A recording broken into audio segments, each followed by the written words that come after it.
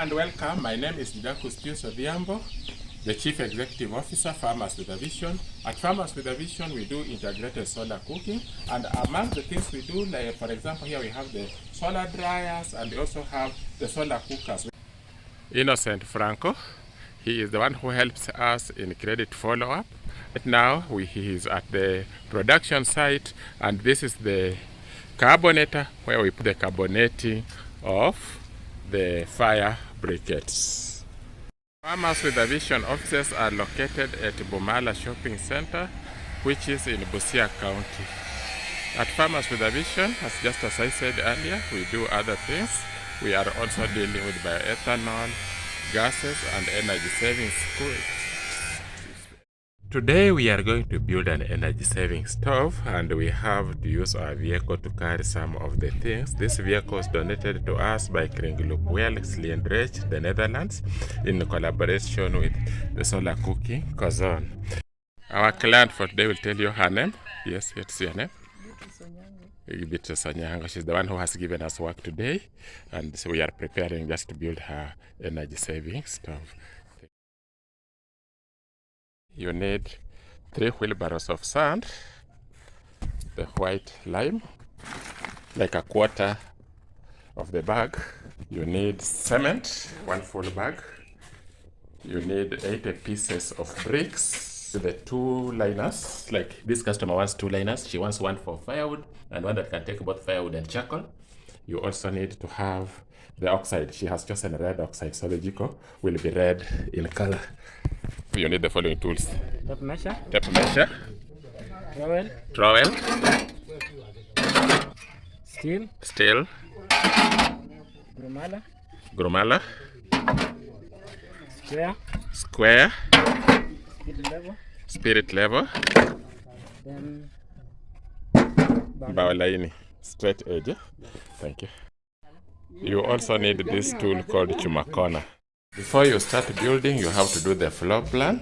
You have to make measurements. The measurement is 130 centimeters by 70 centimeters. It's good if the energy saving stove is done on a corner of the roof and just of the room and just next to a window. Sometimes it's also even better to build a chimney, but for this case, this customer preferred to build the window. Since the floor is already cemented, you have to make it a little bit rough.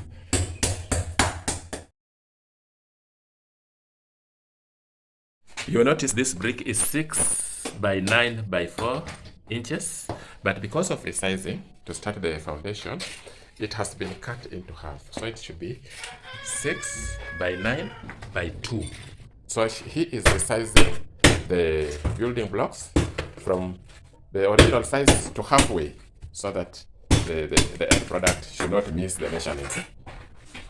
You first mix the lime with the sand, then you need 1 full bag of cement. We have not poured all the cement inside the sand and lime, but we have left some. That one will be used later. We'll require it later. Now there's that part of mixing the sand with the cement and the lime evenly. After the mixing is now even, you make that hollow, something like a crater, so that you can pour in water. You now start mixing with water.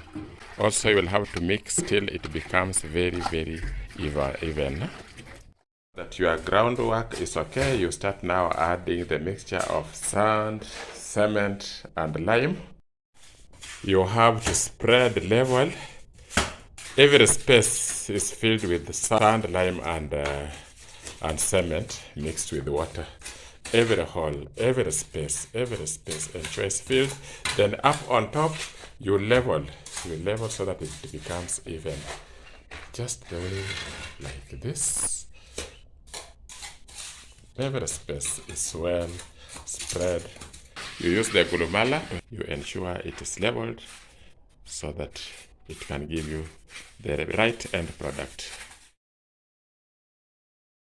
So you measure like 10 centimeters away from the edge, so that now your energy savings stove will start from 10 centimeters. segment it so that you can have a central place, one here, and a central place, one here. Before the liners are used, they have to be immersed into water for like 15 minutes. Now you come to the central part of the first energy saving stove and you place it there. It is facing this side so that the air inlet is on this side. You come also with your second liner where you had set as the central place for the second energy saving jiko. You put it there. You have to shape the brick to fit with the liner. You realize how it is now shaped and it is fitting. It should just be on the line. Then you will fill. That's why we had to soak this in water, so that this one does not separate when it dries. It will stick and become part of this. When placing it, you have to be careful so that it stands 90 degrees. It stands straight.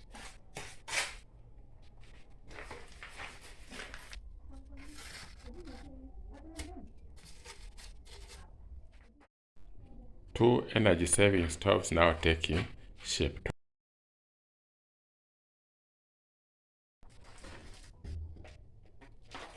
You can see how the bricks are being arranged.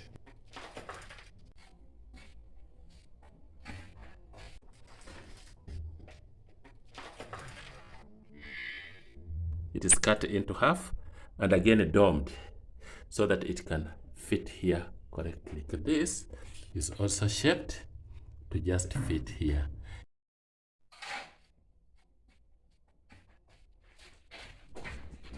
After arranging these stones,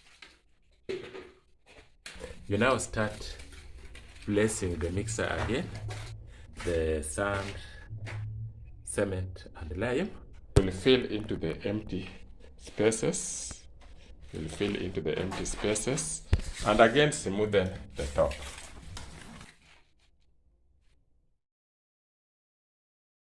And now the final layer of the brick also, the brick is cut into half and is placed line like this.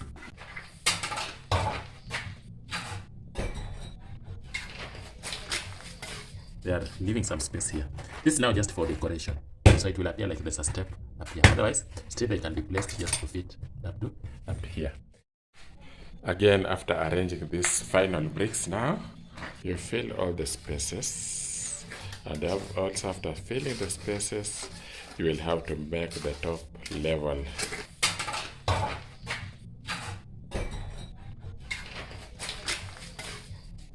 He's being very careful, ensuring that every space now is well taken care of, so that at the final step we have a beautiful looking product. And as I told you, one liner was shorter than the other.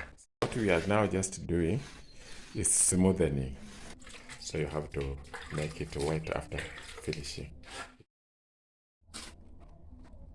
This is Frederick Odhiambo doing the finishing. He is one of our very most competent artisans when it comes to constructions of energy saving stoves.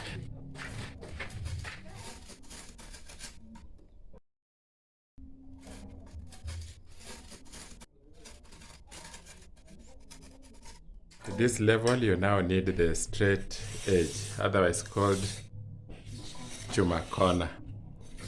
The standard, the beauty, and the measurements. We don't want to miss on anything. Placing the wood rest for both energy saving stoves. And the air is coming from this side.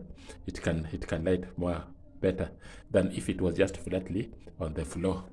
Now you can see the wood rest taking shape.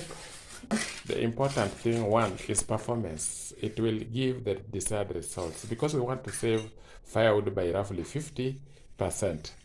We also want to reduce smoke. And we also advise our client, as much as the energy saving stove is reducing smoke, when they are cooking, they should also ensure the firewood being used is dry. These ones, they look like ears. Sometimes we call them the ears of a cat. But actually, actually they are supposed to be a space for smoke to escape. Sasa hii hapa hakuna kitu kingine itakuwa juu. Sufuria inawekwa hapo.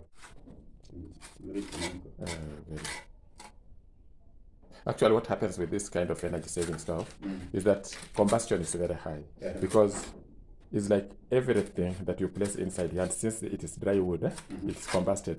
So there's not much like smoke coming up.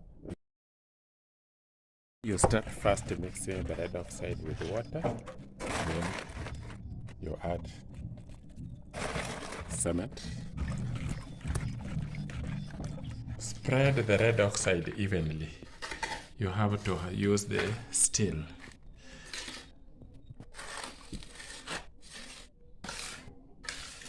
And also making the edges straight by using the angle line. And also ensuring it is smooth. The cooking pots resting places. There are supposed to be 3 for every cooking stove.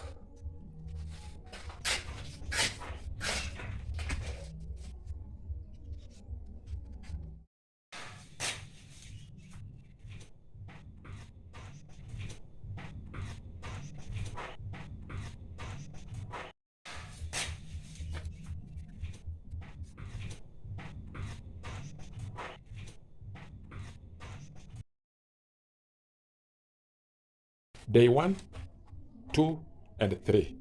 The client has to do what is called curing. She has to pour water on this product in the morning, midday, and in the evenings. Without pouring that water, energy saving stove may develop cracks. After 3 days, the stove is left just like that, no water, nothing, for up to another 17 days. After the 17 days, now they can start introducing hot ash inside the energy saving stove. That one is done for 3 days. After the 3 days, you now start using it for cooking. And today we have the privilege of visiting Coletta Anyango in her kitchen.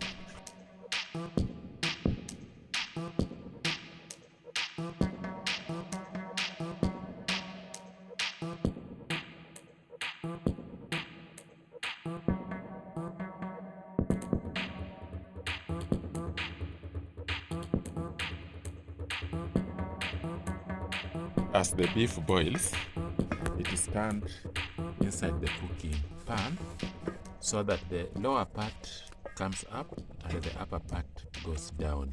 Just after the butchery, it is boiling, and you realize she added some locally made salt, which now the turning makes sure. Hey there! Thanks so much for taking a minute to learn with us today. If you like what you saw, please let us know down in the comments section. Hit the big like button and subscribe to the channel. All of that's a way to let us know we're doing something right here. Hope to see you soon.